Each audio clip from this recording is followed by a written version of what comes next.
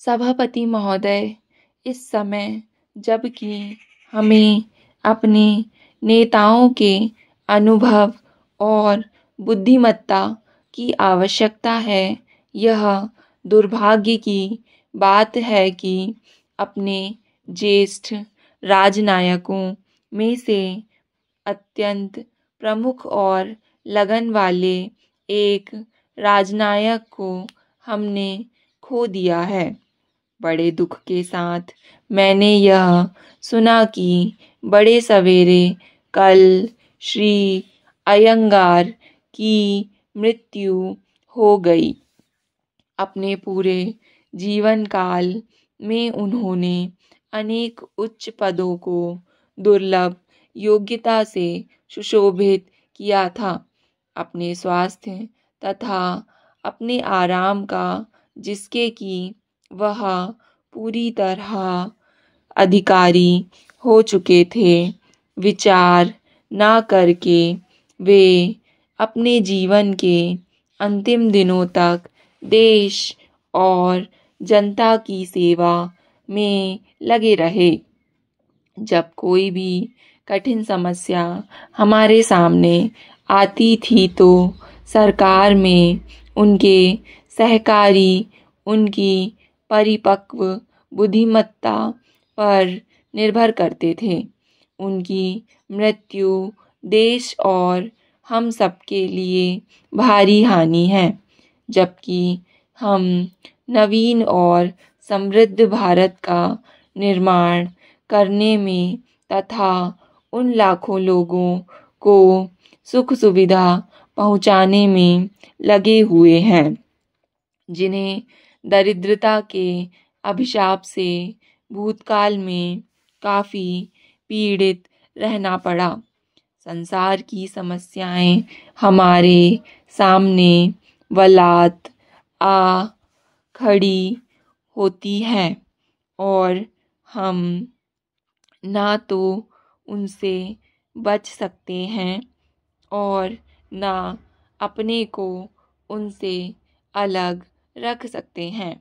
मेरी सरकार की अन्य देशों के मामलों में हस्तक्षेप करने की लेश मात्र भी इच्छा नहीं है, किंतु स्वतंत्रता के साथ साथ अनिवार्य रूपेण भारत पर जो जिम्मेदारी आ पड़ी है उसको तो इसे निभाना ही है। जैसा कि सर्वविदित है, हमने संसार के सब देशों के प्रति मैत्री और शांति की नीति बरतने का प्रयास किया है। सनह सनह वे लोग भी जो इससे सर्वदा सहमत नहीं होते, इसे समझने और इसका आदर करने लगे हैं और यह बात मानी जाने लगी है कि भारत संसार में शांति का समर्थक है और वह ऐसा कोई कदम ना उठाएगा जिसका परिणाम लड़ाई की प्रवृत्ति को जगाना हो। इसी नीति के अनुसरणार्थ मेरी सरकार ने कुछ ऐसे प्रस्ताव पेश किए थे जिनसे मुझे उसे यह आशा थी कि कोरिया युद्ध के बारे में समझौता हो जाएगा। इन प्रस्तावों को बहुत भारी समर्थन मिला, किंतु दुर्भाग्यवश उन महान देशों में से कुछ इन्हें स्वीकार न कर सके जिनका उससे निकटतम संबंध था। वह युद्ध जारी है और उससे न केवल कोरिया की जनता को ही कठोर यातना सहन करनी पड़ रही है, वरन अवशिष्ट संसार के लिए भी वह खतरे का निशान है। सुदूर पूर्व पर प्रभाव डालने वाले हाल में किए गए कुछ वक्तव्यों से और उनके परिणाम स्वरूप कोरिया के युद्ध का विस्तार होने से समस्त संसार में बहुत आशंका पैदा हुई है। मेरी सरकार भी इन बातों को गंभीर चिंता से देखती है। मुझे विश्वास है कि युद्ध का जो अपने साथ पहले ही भारी विपत्ति लाया है, विस्तार न होने दिया जाएगा और राष्ट्र और जातियों के हृदय को इन समस्याओं को शांतिपूर्ण रीति से सुलझाने की ओर मोड़ दिया जाएगा। सभापति महोदय, इस उद्देश्य को पूरा करने के लिए मेरी सरकार प्रयत्नशील रहेगी और किसी भी प्रकार का किसी राष्ट्रपुंज से कोई गठबंधन किए बिना सब देशों के प्रति मैत्री की नीति पर चलती रहेगी। अपने देश में जिन लोकतंत्रात्मक तरीकों से हम आबद्ध हैं, उनमें समस्याओं को सुलझाने का शांतिपूर्ण तरीका निहित है।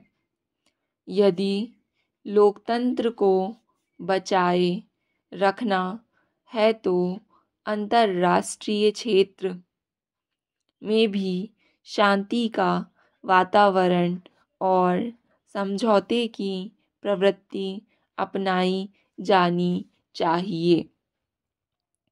संयुक्त राष्ट्र संघ की महासभा की बैठक निकट भविष्य में फिर होगी और उसमें उन गंभीर समस्याओं पर विचार किया जाएगा जिन पर संसार में शांति अथवा युद्ध के महत्वपूर्ण प्रश्न का निर्णय आश्रित है। मेरी यह हार्दिक आशा है कि वे महान राष्ट्र जिनके प्रतिनिधि वहाँ इकट्ठे होंगे, संयुक्त राष्ट्र संघ के घोषणा पत्र में समाविष्ट उद्देश्यों के परिपालन तथा समझौते की प्रवृत्ति को बढ़ाने का प्रयास करेंगे। अफ्रीका महाद्वीप में जो उपनिवेशवाद का आज भी सबसे बड़ा अड्डा है, हालात पहले से खराब हो रही है। दक्षिण अफ्रीका में मूलवंशीय प्रभुता के सिद्धांत का खुलेआम ढिंढोरा पीटा जा रहा है और पूरी सख्ती से लोगों पर लादा जा रहा है। संयुक्त राष्ट्र संघ ने इस समस्या को तय करने के जो प्रयत्न किए हैं, दक्षिण अफ्रीका की सरकार उनकी अवहेलना कर रही है।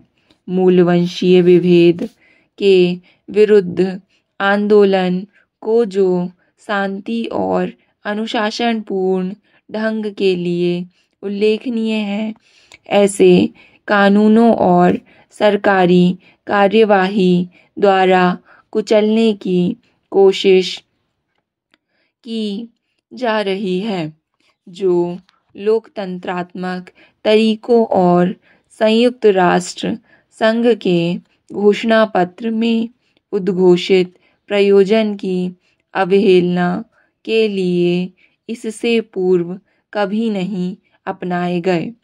पूर्वी अफ्रीका में आज जो मूलवंशीय संघर्ष चल रहा है, उसे यदि जनता के संतोष के साथ समाप्त ना किया गया तो वह अफ्रीका के बहुत अधिक क्षेत्रों में भी फैल जाएगा।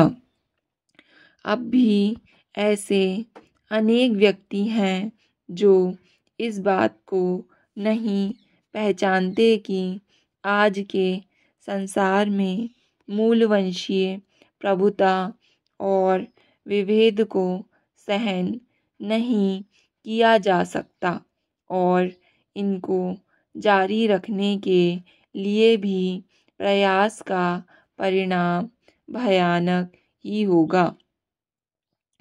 पश्चिमी और दक्षिण पूर्व एशिया के हमारे पड़ोसी देशों से हमारे संबंध घनिष्ठ और मैत्रीपूर्ण हैं और हम में पारस्परिक सहयोग की मात्रा बढ़ती जा रही है। पाकिस्तान में भी, जिससे कि दुर्भाग्यवश हमारे संबंध बहुत खिंचे से रहे हैं, हमारे संबंधों में कुछ सुधार हुआ है। यह सुधार बहुत बड़ा है, किंतु यह ऐसा चिन्ह है जिसका मैं स्वागत करता हूँ।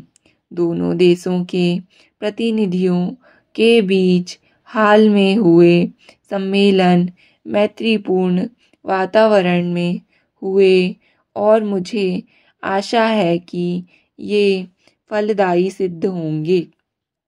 पारपत्र प्रणाली आरंभ किए जाने से दोनों देशों में जो उथल पुथल हुई थी वह अब शांत हो गई है और इसके कारण बहुत सी कठिनाइयाँ पैदा हुई थीं, वे अब धीरे धीरे समाप्त की जा रही हैं।